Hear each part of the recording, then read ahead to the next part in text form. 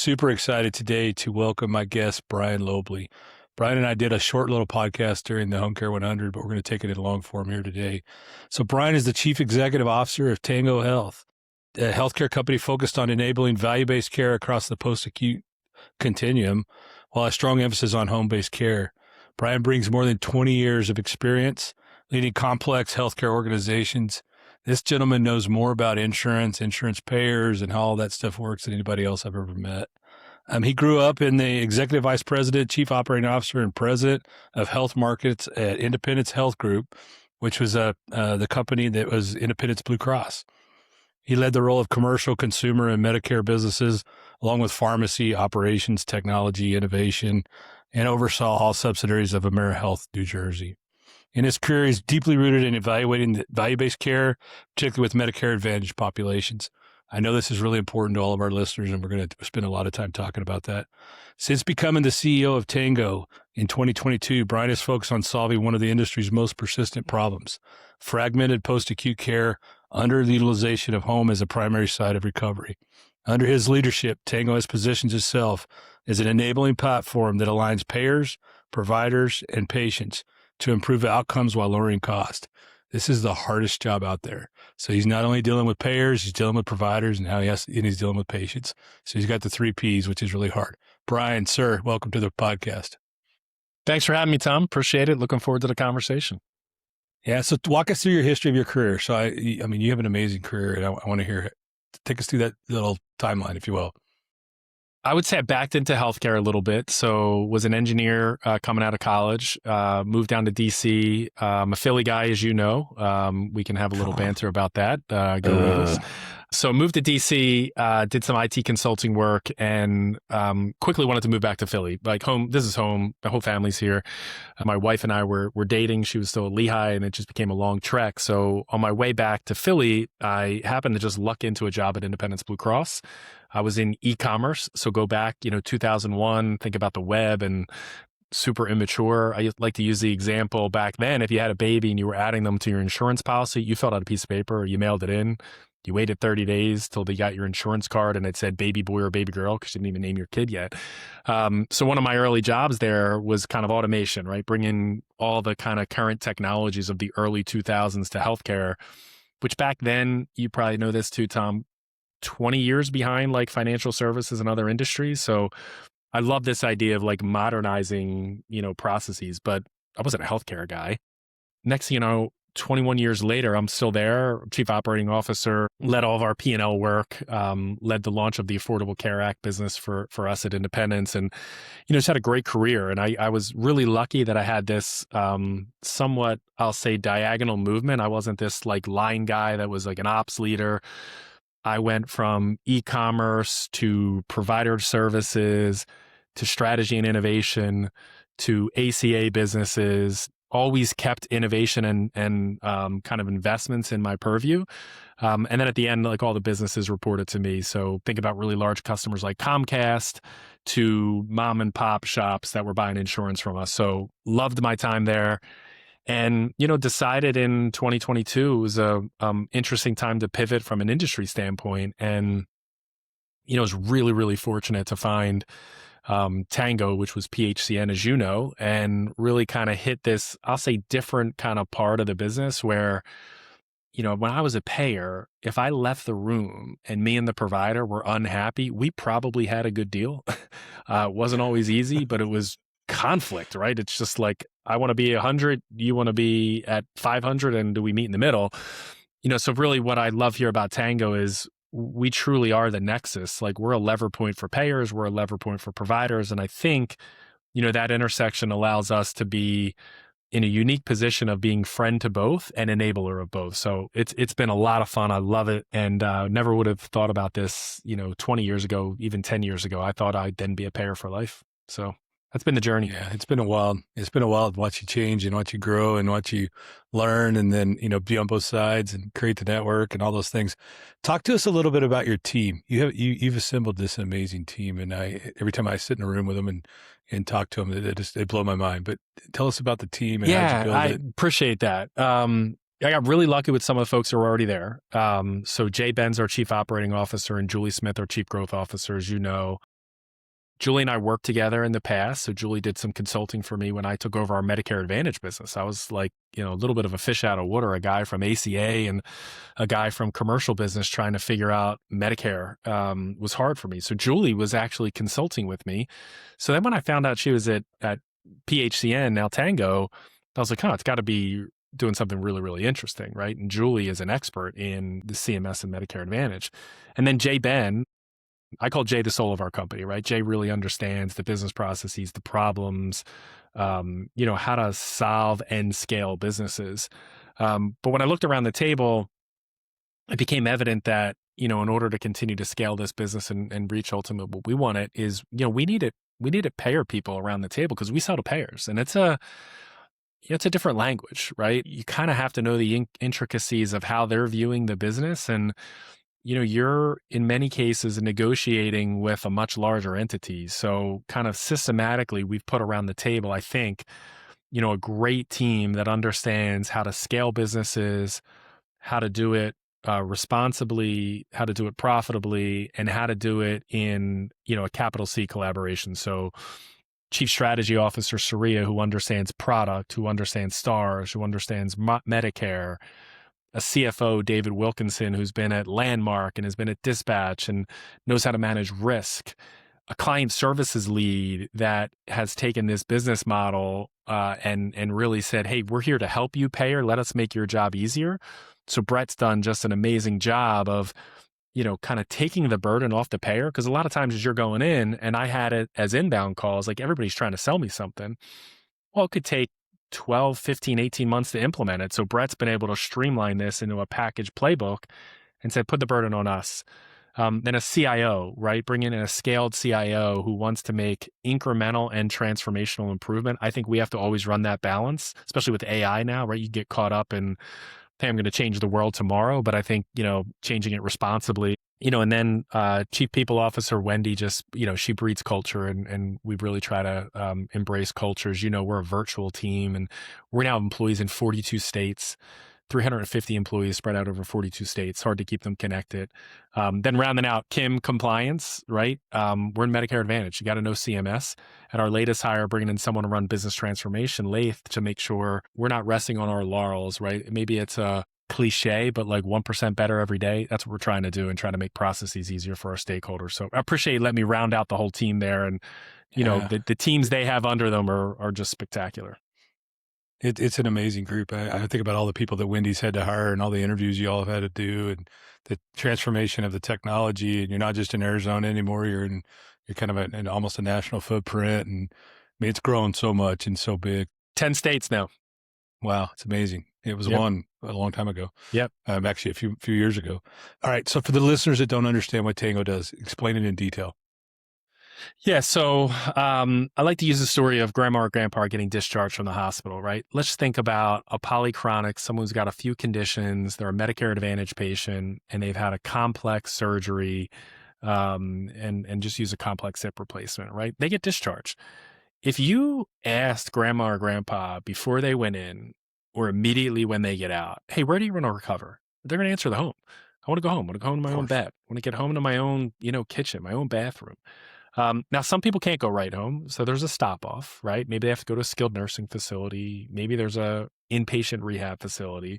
But ultimately, that journey is going to end at home. Our entire thesis and objective is to get you home timely, get you home safely, and allow you to recover at home. So what we do is we go to our payer partners and we say, hey, look at your Medicare Advantage book. Let us own the home. Let us own skilled home health when you need PT, OT, speech therapy, skilled nursing. We'll take all that burden for you. We'll create the network. We'll ensure the services are appropriate, right? We are certainly, we don't want to say no, but we want to say this is the appropriate amount of kind of usage and services.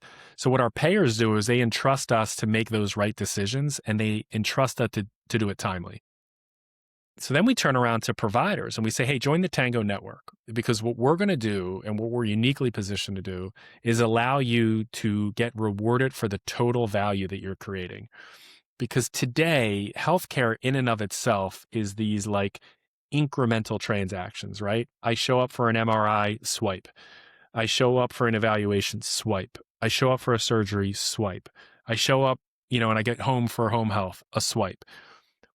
Well, that last step is the last swipe. Well, in the reality is they've helped prevent you from maybe going back into the hospital or something like that. So we go to our providers and say, look, we're going to put you on a value-based construct because we know you have a very, very serious objective. Your serious objective is keeping that person at home for the recovery. So we've now enabled this value-based construct with our network partners. And in turn, our providers have trusted us and said, hey, you've thought of a really unique mousetrap that it would be really hard for us to replicate if you're a national payer, right? Healthcare is local. So if you're national, right, Texas operates differently than Arizona, than Pennsylvania, than Oregon. Well, we're able to kind of bespoke that model because this is all that we do.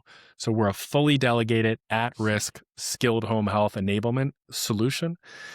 And now that's allowed us to move up market a little bit. We've partnered with WellSky, so now we can manage SNF and LTAC, so we can kind of go upstream a little bit. Now we're getting a lot of inbound calls around things maybe like private duty nursing and personal care.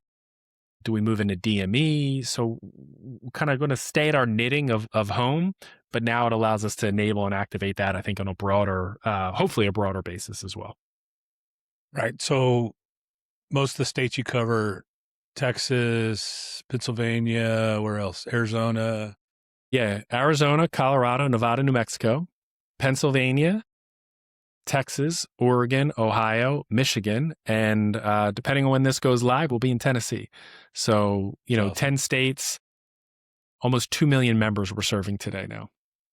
It's awesome. All right. So I'm a provider. I have a home health agency in Texas and I'm not in the network. How do I get in your network? And why would I want to? Let me answer the why first, right? So at the end of the day, what's happening day in and day out is a home health agency is looking at a discharge patient and has to make a decision on is that reimbursement and that effort worth it?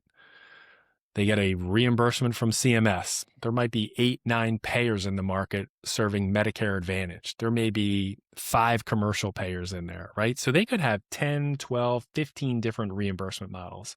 Well, naturally, what are you going to do? Well, you're going to probably pick that reimbursement model that benefits you the most. Well, it's not just in the form of rate, right? We want them to think about work effort, integration, interoperability as well, right? So what we try to do is understand the workflow that an agency has, right? So they have to get a referral, they have to grade an auth, they have to bill a claim. Oh no, by the way, then they have to ensure they have the capacity for a nurse to do the 2, 3, 4, 12 visits that are scheduled. You add all that up, there's a lot of administrative work in there. So what we've tried to do is remove some of that early burden. So we actually go into discharge planning, we grab that referral, we qualify, we make sure the member's eligible, right? We're taking kind of that administrative initial burden off of the agency. And we're saying, hey, when we hand you a referral, it equals an auth. That means when you get it from Tango, you can go service that member, make that your priority. And oh, by the way, you leave a visit on a Monday and your next visit isn't until Friday. We have a care coordination team that steps in. The patient's having an escalating anxiety, call us. We'll make that determination. Maybe we can have you go up Wednesday as opposed to Friday. Maybe we can just talk that person. Hey, everything's going to be all right. Oh, you're missing a DME supply. Let us coordinate it for you. So our model, as we talk to providers, is we want to empower you to do what you do really well, which is get your nurses into the home.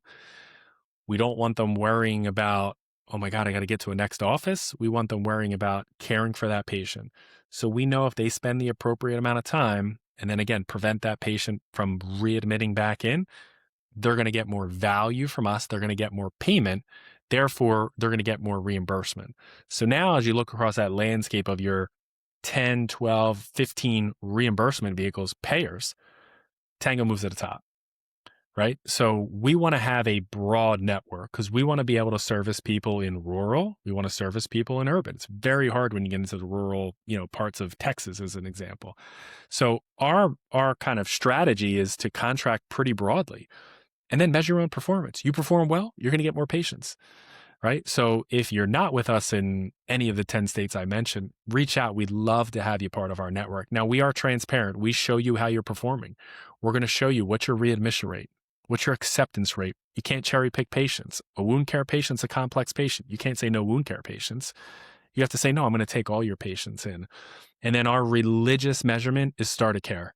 We know that if you are in the home within 2 to 3 days of discharge, not on order date of discharge, you're going to impact that member. So we will hold you accountable as an agency, but we will also then ensure that you are receiving the appropriate compensation because the payers entrusted us to make the right value back. So I would say those states were open for business. We're not a closed network approach. We like to network broadly. We like to contract broadly. So, reach out to us if you're not in network and want to be, or you just want to learn more. We want to continue to spread our story. And we're not going to stop at 10 states. We're looking at more expansions for fourth quarter and certainly 27. So, this is the chapter's still open on the book.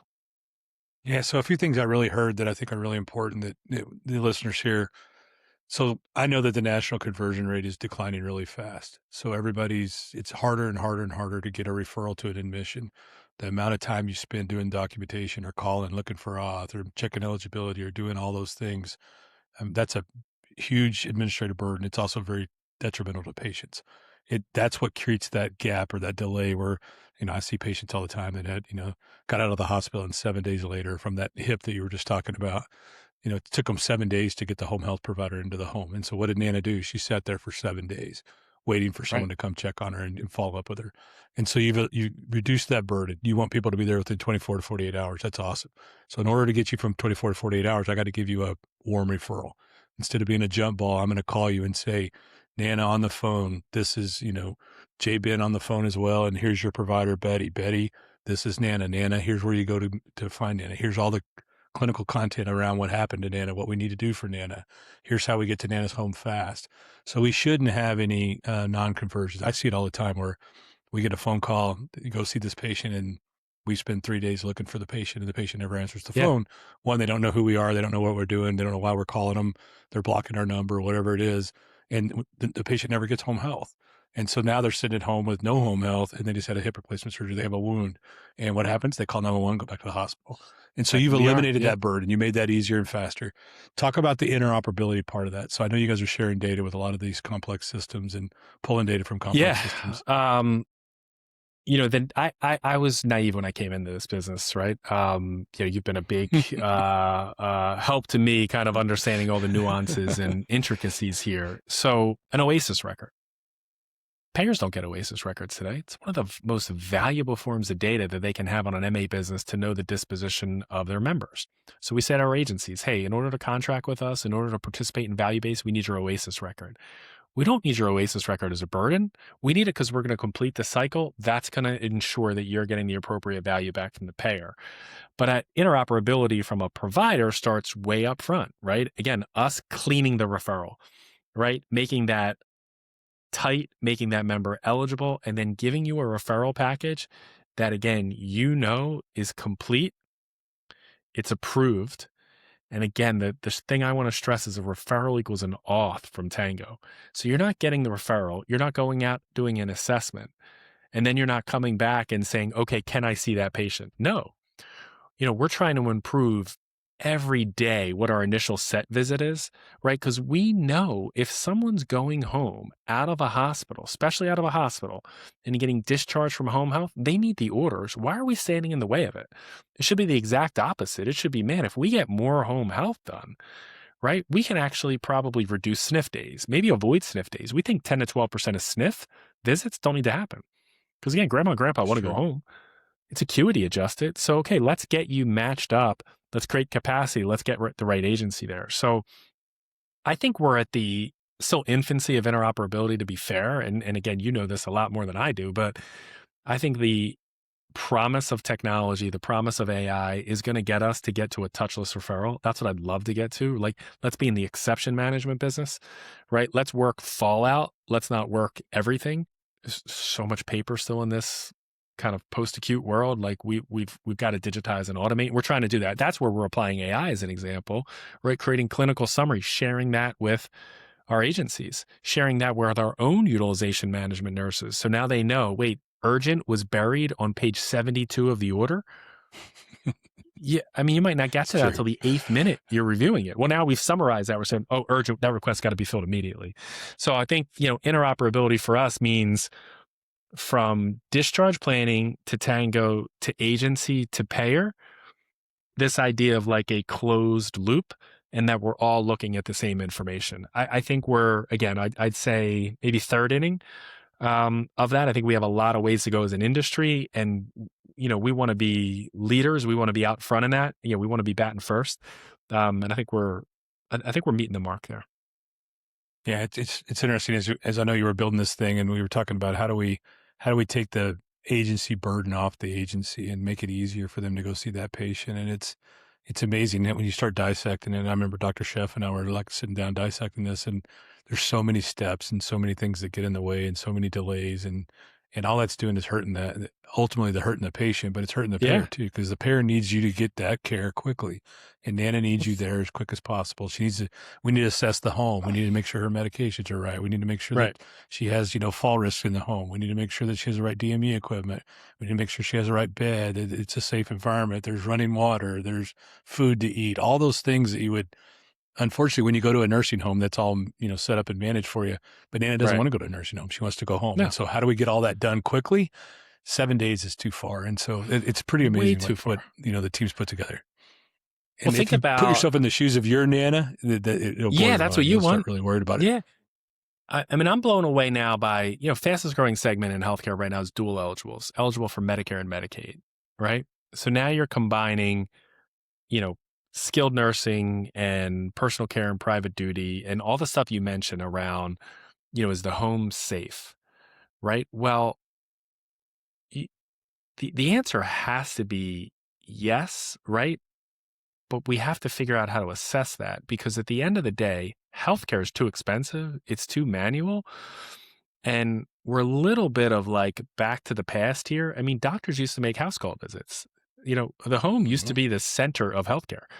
I think there's the promise of getting back to that. And I think, again, some of these dual eligibles or LTSS populations are going to drive it, because I think people are finally realizing, wait, if we invest more, we're going to save the aggregate system. But there's still all these little pieces, to your point, that have to be done. And gosh, it's still paper. Like I'm amazed in this PAC world, right? That paper is still as prevalent as it is. If you go into, imaging, like you can't submit a paper pre-auth for an image anymore. That'll just get denied. You can't do eligibility by phone call. You got to go into a portal, or you got to do an X12 transaction. So I think what we're trying to do a little bit is, kind of maybe pull the last stop of healthcare, that last mile. We're trying to pull that forward a little bit into the other parts that have been digitized and automated. And that's where I think AI is great. I mean, I think it's going to be revolutionary for certainly the post-acute industry. For sure. I mean, we're seeing it so fast right now, just in nursing documentation and clinical documentation. Yeah.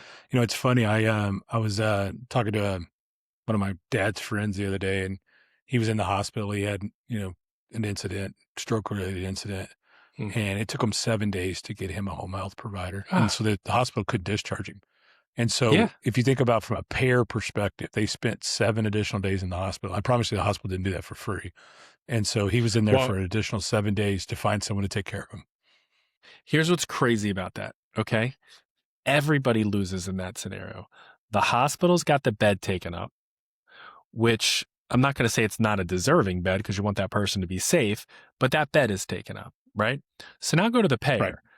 The irony right now is the payer probably hasn't paid more money in that discrete episode because they're paid on a DRG. It's a case rate. But guess what happens at renewal? At renewal, the hospital says, wait a minute, your days in service are longer and you're taking up that capacity. So now I need an increase in my DRG. Well, the patient is also sitting there not recovering in an optimal setting, right? So the irony of that scenario, and this is where I kind of love where we sit right now, is every single stakeholder in that scenario lost. Yet they haven't all talked together and figured out, well, wait, can you help me help you? No, because it's that kind of like friend and foe, kind of thing that exists between payers and providers. We've come in and say, hey, like we're like that, again, nexus or pivot point between both, because we want to help the hospital get that discharge out, discharge safely, discharge appropriately, discharge to the right setting at the right time. We also want to help that payer control total costs, right? Because at the end of the day, no one wants to get, you and I both, have companies where we pay health insurance. We don't want the significant rate increases every year that we're seeing. Like, we want to temper those costs. Sure. So it is wild to me that, I'm guilty of it. I sat on the other side for a long time, right? But this idea of like pay Vider that's been out for a while, or like risk sharing entities, like you've got to align stakeholders, and it looks great on a white paper, on a piece of paper. It's harder in actuality, but I'm really happy with the progress we've made over the last couple of years here at Tango doing it. Yeah, and if you think about the staff and the nursing care and the doctors and all that in the hospital, you're still monitoring this patient. You still have them on, all this Absolutely. equipment and all that, and they don't belong there. And the patient doesn't want to be there. The family members don't want to be No. there. They don't want to be driving to the hospital, eating hospital food. I mean, sorry, Right. It's not very good. Paying for They don't want to be parking. there. They want Nana to be home. Yeah. Paying for parking, doing all that stuff. Yeah. And then at the same time, they're just waiting to find someone to get out of the bed. And what we found, I mean, you could unpack this one really deep, but some doctors, said, hey, discharge to home health, and they give it to a discharge planner, and the discharge planner spent all of her time, posting it onto, one of the WellSky portals or whatever, trying to find a home health provider to pick it up. Everybody said, no, can't staff. And so what happens is grandpa's there way longer than he wants to be. And it's not safe for him to go home without care. And so he's mad, Exactly. the hospital's mad, doctors are mad, payers are mad, everybody's mad, and it's all because the system was broken. So I think what you guys are trying to do is trying to solve it is amazing. So Tom, to that point, like in that discharge planning, it says Tango. It doesn't say discharge to a home health provider. So now what we do is, once that's assigned to us, our entire objective is to get that person staffed. And I mean, you've seen it in some of our material in our board meetings and such, right? Where we do member stories. Like, member in Yuma, Arizona, where there was no rural agency to serve this member, we found an EMT in the apartment complex that could fill the need of the skilled until we could get an agency there. It was great, right? We got the person home. Or, a caregiver that can fill the short-term needs, right? I mean, I think the misnomer of healthcare, because a lot of us live in these large urban populations with great health systems and great hospitals, is, well, care is more accessible. Like, you hear care stories, but it's not real to me. I mean, rural America is real, right? I mean, it is real. That's where the population is. So when we get that referral, our objective, like our service level agreements, are anchored on start of care. So we will lift rocks, we will make phone calls, we will ensure that that patient gets seen. CMS just issued one of the most significant regulatory actions our industry has seen in years. And it's a clear signal that operational integrity, clinical documentation accuracy, and compliance readiness matter now more than ever in home health and hospice. At Maxwell Tech, we help agencies strengthen the operational and technology foundations needed to succeed in this environment. From clinical chart reviews and regulatory compliance assessments to workflow optimization, analytics, and operational readiness, our team helps organizations reduce risk, improve their visibility, and operate with confidence. The agencies that will thrive in this next era of healthcare will be proactive, data-driven, and operationally disciplined.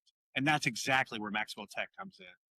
If your organization is evaluating compliance exposure, preparing for growth, navigating acquisition due diligence, or simply looking to tighten operational processes, now is the time to act.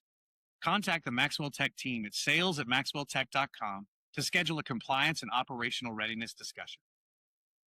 HCHB is proud to sponsor the Last Visit First podcast, which explores the complex issues faced by today's home health and hospice providers. In the spotlight today, Chief Revenue Officer Hannah Pearson, explaining how HCHB uses technology to connect people. One of my favorite phrases is relationship architect.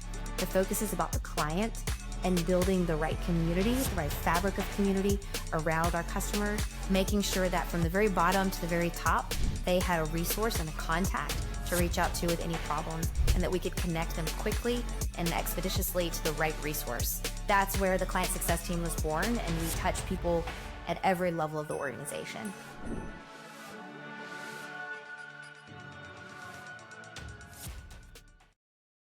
Hey, this is Alex with Steno Health. Our mission at Steno is simple: to improve the quality of life of the post-acute care clinician. Steno uses ethical, compliant AI to capture visits in real time and turn natural conversations into accurate notes and forms. We are clinicians ourselves, and we've designed Steno to never feel like an extra click. or an extra burden in your day. The goal isn't to replace anything, but to support you in every aspect of your day so you can spend more time with your patients and still have the energy and freedom to be present with your family at the end of the day. All right, let's jump into value-based care because a lot of the listeners out here talk about it, but I don't think they really understand it. So what's actual working versus what is theoretical, and describe it to us. Yeah, a great question. I've been in healthcare for a really, really long time, and value-based care is not new, right? It's not this thing that just popped and someone said, oh, let's reward value. At-risk providers have been taking full risk for a really, really long time. And there's some great integrated delivery system models that we all know, the Kaisers of the world, that do a really, really good job of integrating payer-provider. The fact of the matter is, unless you're a closed system, though, the idea of value-based care previously has always been, oh, I'm going to give you a full percentage of premium, primary care doc, 80% of the dollar, and you then figure it out. Well, that's like broad population management. And, unfortunately, what we've seen is a lot of those entities have struggled over, the last couple of years. Why? Because your incentives aren't aligned, right? You're getting this 80 cents on the dollar, but you're not setting the premium. Well, what happens if you're a payer that's trying to grow your business? Well, maybe you're pricing slightly below target and you're still getting 80% of it. You're getting 80% out of a smaller pie. Conversely, like maybe you're overpriced, you're getting, 80% too much. And then someone's going to look and say, hey, you're making too much money. So while I'm not down on global risk, I just think it's really, really hard unless you're owned under the same entity. So we've approached it a different way when we say value-based care, because we really look at the episode, right? So at the end of the day, when we talk about value-based care, we're looking at the post-acute episode. So let's just stick with home health. The average home health episode is about 60 days, right? So we know when you're on that service for those 60 days, we're fully accountable. We're making sure you get to your primary care doc for a follow-up. To your point earlier, if there's some sort of gap in care, maybe a nutrition need, right, and the payer has a benefit for food, we're actually able to power that through. But then what we're doing is we're saying, hey, we're going to warranty that, because it just doesn't end at day 60, right? If we've cared for that member, the next 30 days are critically important as well. So we'll ensure over that 90-day period that the member's not going back into the hospital. And again, payer, do you agree that like the person caring for this is the skilled home health agency? Oh, yes. Okay, then reward them. Give them a piece of the pie. So what we've created in this value-based construct is every dollar of value-based that comes into Tango, at a minimum, 50% is shared back out with providers. So we still do all of our services, like we're doing the care coordination, we're taking the calls from the patients, we're coordinating DME, but then we're knowing at the end of the day that nurse that showed up at the hospital, the nurse that took the vitals, the nurse that did the physical therapy, they're the criticality of them, so we need to reward them. So we measure that. So we take a baseline and saying, hey, for a population, 30-day readmission rate, this runs about 15.1%. So, that's high, right? Within 30 days of discharge, 15% are readmitting back. When you're in a Tango patient, we're at 10.1%. So we published our white paper on that. That's a 500 basis point improvement, right? You elongate it out to 60 days. That's how we measure it, right? We can make a 30% reduction in the readmission rate. So the idea then of value-based is getting away from this concept of like global, risk on the, full premium. Hey, let's kind of get this down to the episode. And I really think that's how value-based care is going to continue to scale. Again, been in it for 25 years now. It's not easy. And I do think we collectively as an industry still have a way to go to align stakeholders. But I think this is the closest we've come. And I think our model, we can talk to a CFO at a health plan, they understand it. We can talk to a medicon or an actuary who can understand it. And then we can go to a hospital. They can understand, to your point, I don't have the machines hooked up and the overlook and the bed and the real estate costs. And then certainly our providers look at us and saying, you're allowing me to share in that reward. Thank you. And look, people are trying to do it. People are saying they're doing it. Like we have it in action in these 10 states now. That's amazing. What about taking risk on so beyond home health? Are you doing anything in hospice? Are you doing anything in personal care? Yeah, I think that's the phase 2. To your point, right now that we have, almost 2 million members under management, I think it's natural for us to think kind of in a horizontal expansion. You just mentioned probably the two of the biggest ones to think about, right? Hospice, as you know more than I mean, that is God's work, right? I mean, that is the best of the best, or people who are doing that. It's an incredibly emotional and hard part of healthcare. But the fact of the matter is, like, that transition is managed well by some people and not well by others. So we think we can play a role where we have the data, we have the information, and we can help facilitate that transition for those members more appropriately on hospice. So something we're actively looking at today. And then I think personal care is a foregone conclusion, especially with integrated duals. If you think of a population today, and I told you in 6 months, I can give you an optimized blend of personal care service reps and PT, OT, and skilled nursing coming into your house, you'd sign up for that all day long. And that's where the population's growing. So we're kind of early in our dialogue. We're managing some duals in Texas. We're managing some duals in Ohio and Pennsylvania. And I think the early results are showing us that that's going to be an important part for us now to move into the personal care side. Yeah. I was talking to a provider last week that had a home health patient that really needed to be on hospice, couldn't find a hospice to take them. And they're just like, Yeah. what? Like, and that's so sad for that patient, because that's the benefit that they earned. And Exactly. they got to convert from Medicare Advantage to Medicare to traditional Medicare to go on service, but they couldn't find a hospice patient to take, or a hospice agency to take them. So they're on the phone dialing every and they called me because they said, "Hey Tom, can you give us a list of all the hospices that are in this county in Florida?" And of course, I couldn't give them a list. Yeah, using our Trello data, but it's like, holy cow! Like how hard is it to go find this patient deserves hospice and they can't get on hospice, so you're keeping them on home health just because they deserve it. They deserve it. And it's really sad. And literally it was 10 days this guy stayed on home health that he should have had 10 days of amazing hospice care. He should have had a chaplain, a social worker, and all that stuff. And so you only get one chance to do that right, by the way. And it's terrible when they do it wrong. And I see it all the time. Yep. Medicare Advantage plans, what are they getting right today? It's changing a lot. I know there's a lot of scrutiny around it. They just got a raise. There's a lot of star ratings and stuff around the Medicare Advantage plans. What are they getting right and what are they missing? There's a lot of bad press on MA plans. I'm not down on MA. I'm still up on MA. I still think we're all used to private insurance, right? We're all used to having a PPO or an HMO plan in our market. And I do think it's a nice seamless transition for retirees to be managed by a private Medicare plan. I do believe in risk adjustment. I think there's been a lot of changes and refinement and probably appropriate refinement, but I do believe in this concept of risk adjusted underwriting. So I think that's still right. I do believe there's a place for private MA, and I do believe that healthcare is locally delivered. So I do not think there's a cookie cutter approach to MA. I think an MA product in Philadelphia looks a whole lot different than it looks in Phoenix or than it looks in Dallas. So I think MA is going to continue to grow. I've been in insurance long enough to know it's a cyclical business, right? So everyone's caught up in the cost pressures today. It will level, right? We'll reach the appropriate, level mark and everything will be fine. I don't know that it's going to hit 65, 66, 68% of the population that people thought a few years ago, but I think you're going to still see kind of a 1% to 3% CAGR coming up.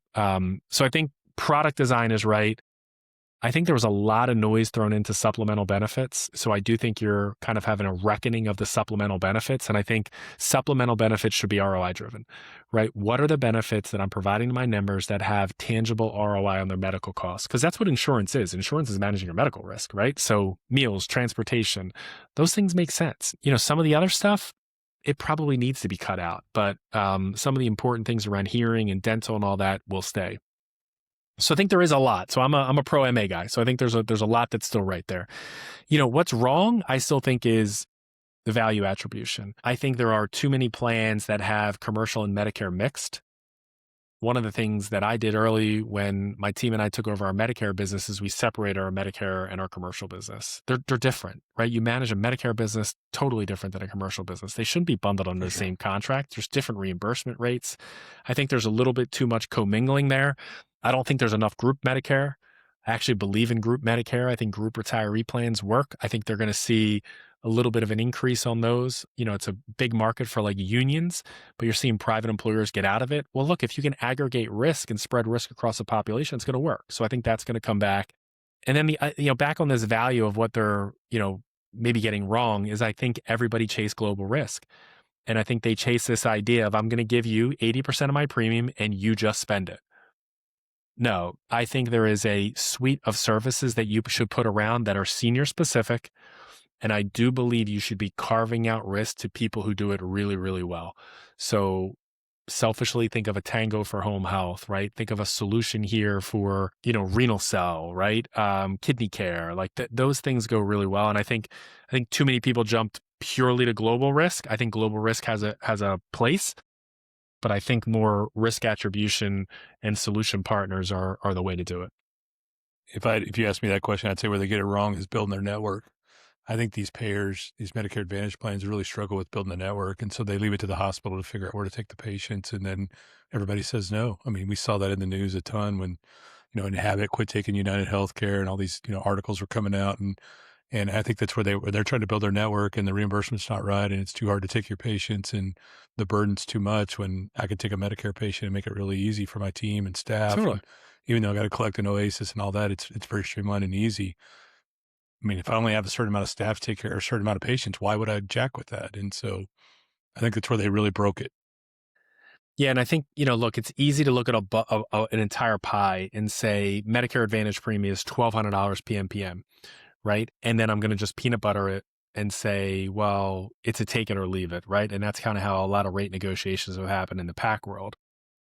And again, I was guilty of this. I'm going to not, I was guilty of it, right? Because I looked at $1,200 and I'm like, hey, I got to worry about my inpatient costs. I got to worry about neuro, oncology, and oncology. Those are my huge cost drivers. I think then taking a step back and doing a second click and say, well, yeah, what's the direct driver of that cost? What's the indirect driver of that cost? That's not done really, really well, because again, you're doing the 80-20 rule.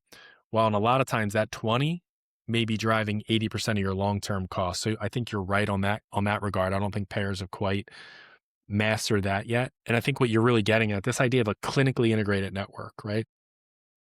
We use that term a lot. Like we'll knit together the right network in the right region to make sure care is continuous and care is patient first. So I think we're in the right evolution of it, but still a few miles to go.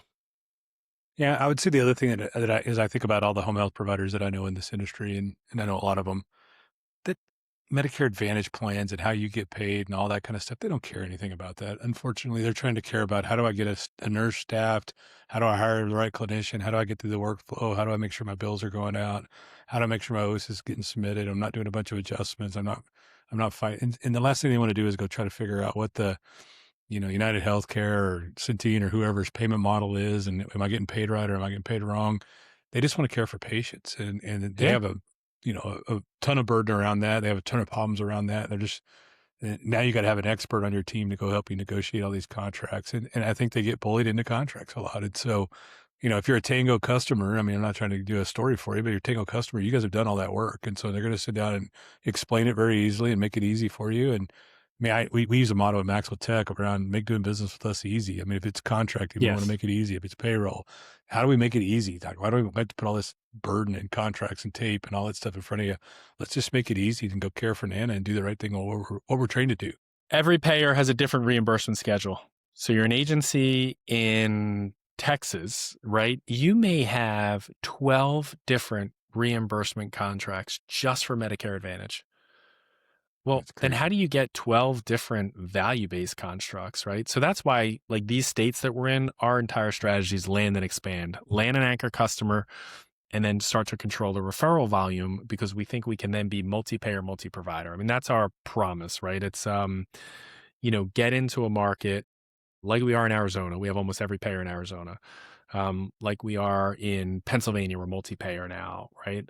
Texas, we're going to be multi-payer at the end of this year. And sit there and say to an agency, we'll do that for you. We'll be that wrapper right around it. So to do exactly what you just said, So that nurse gets in the car, shows up at a house, and they're worried about the patient. They don't have to worry about, did I bill the right code?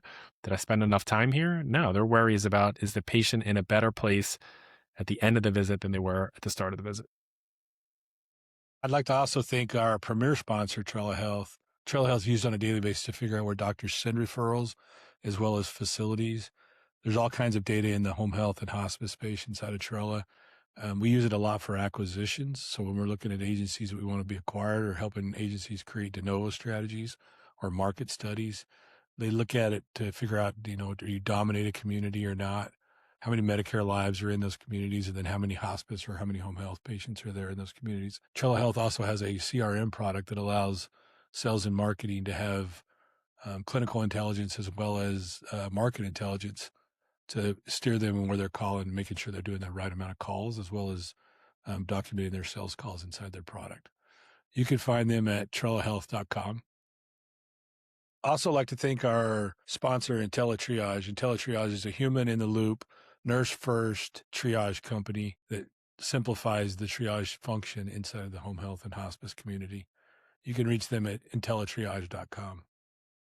Let's talk about AI data, some of the decision-making around that. You guys are doing some really cool stuff. And you mentioned your CIO earlier, and I know he's got a whole team of people that he's working with. But explain to the audience kind of some of the cool stuff you guys are working on and why you're doing it. Well, I think the why is both a imperative to use what's out there, right? You should not be fearful of technology, right? It's everywhere in our daily lives. I mean, you can't, you ask Siri a question. It's like, do you want to use ChatGPT? It's like, I think so. Like, sure. Well, I have an 18-year-old daughter and a 15-year-old son, and I keep telling them, I'm like, whatever you do, just figure out AI. Like, make sure you know it, because I think it's more impactful than like for us with the internet or phones or whatever. But what we're really focused on is, I'm going to take your word here, is like, we just want to make the business more efficient and easier. We are not taking AI into the clinical world. We're not having AI make clinical decisions. No.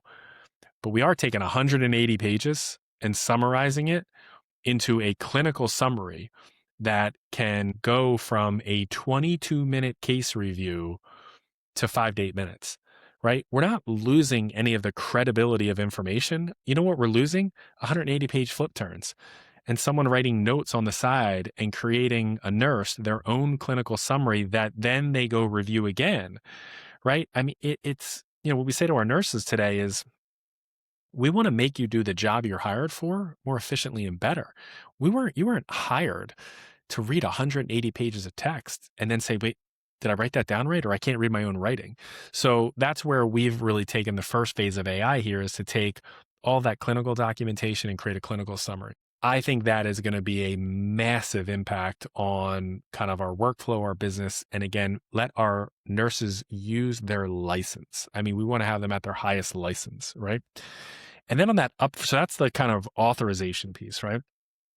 So then you just think about like normal business flow. Like you and I've grown up with business process improvement and, RPA, robotic process automation, and AI has tenfolded that, right? So it's still the same steps that we've done when we've done system improvements, but now you run it through, a Gemini engine, and what would take us 3 to 4 days to do an as-is process, a delta map, a to-be design, and then hand it over to a coder, well, that's done in like seconds.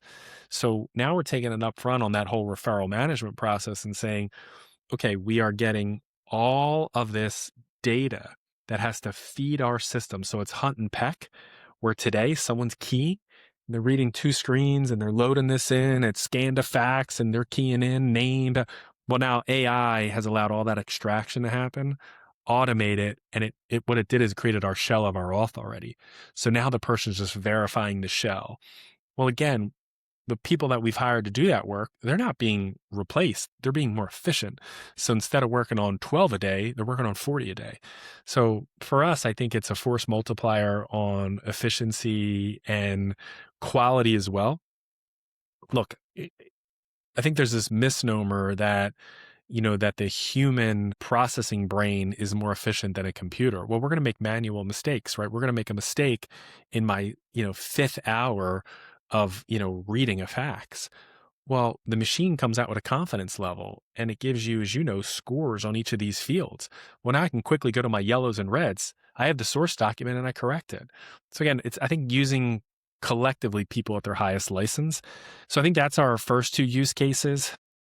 And then what I believe some of the biggest power is going to be into insights and trend analysis.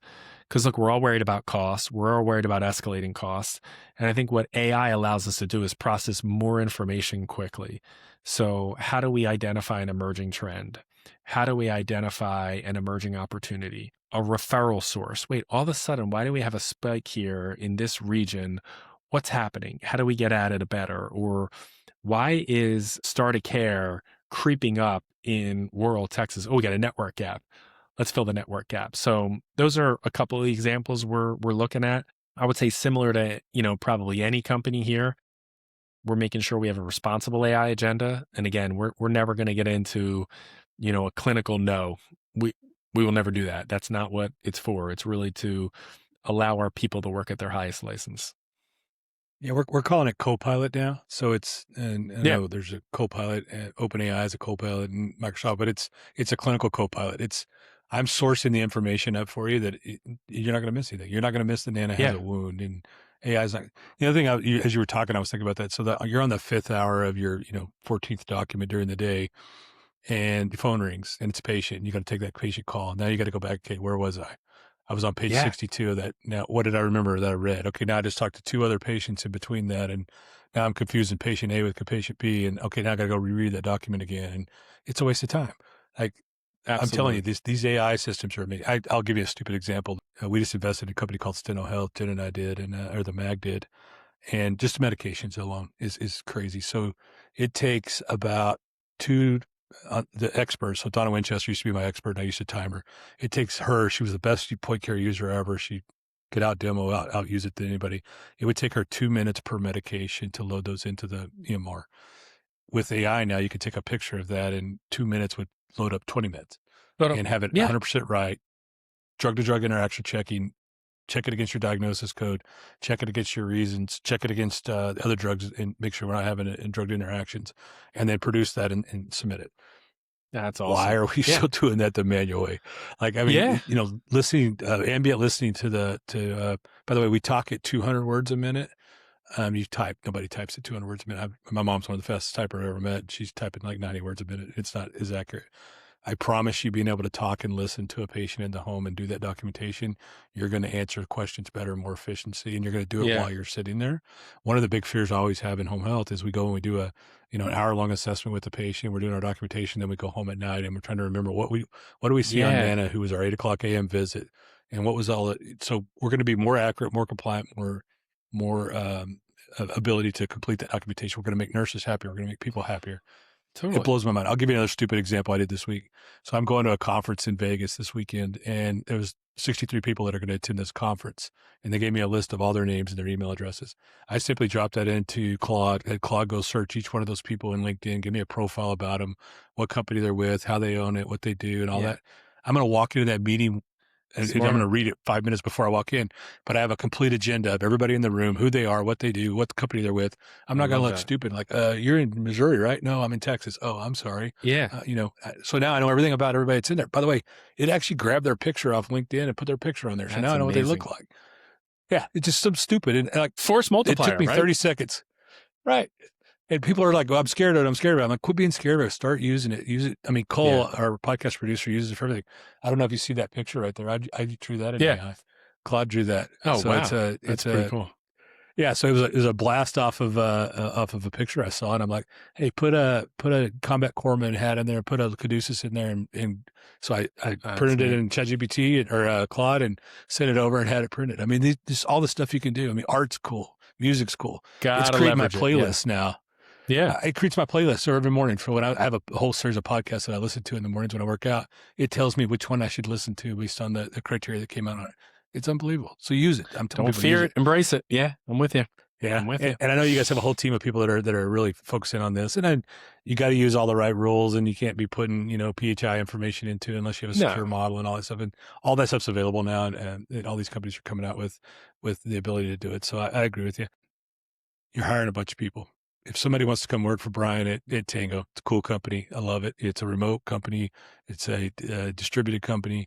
If they want to apply for a job, how do they get to Wendy? Where's the best place to go? Find us on LinkedIn. We are posting all of our jobs. We're hiring a lot. Culture is important to me. As you know, culture is important to our team. So we're looking for people who are looking for a fast-paced environment where we're growing. We're also looking for folks who want to fill what I call the gray space, right? So we hire for roles, but we hire talent, right? We hire athletes, because a lot of days we wake up and the job description changes. So you may see a data engineer, or you may see a clinical nurse, and a clinical nurse might wind up on an AI project, right? Which we've seen in the last couple of months. So we're trying to be very active on LinkedIn, giving how many people we're hiring as we continue to grow.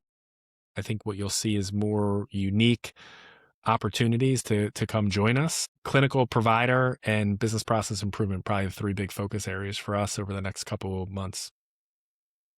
That's awesome. That's really good. And then again, if I'm a provider and I want to reach out, do I go to the website? Is there a form I could submit there? Yeah, you can go right on the website. You can contact me directly. If you need to reach out to me through LinkedIn, Jay Ben is our Chief Operating Officer, and Michael Martin runs our provider team. We are constantly inbound. We work with Maxwell on the provider side. So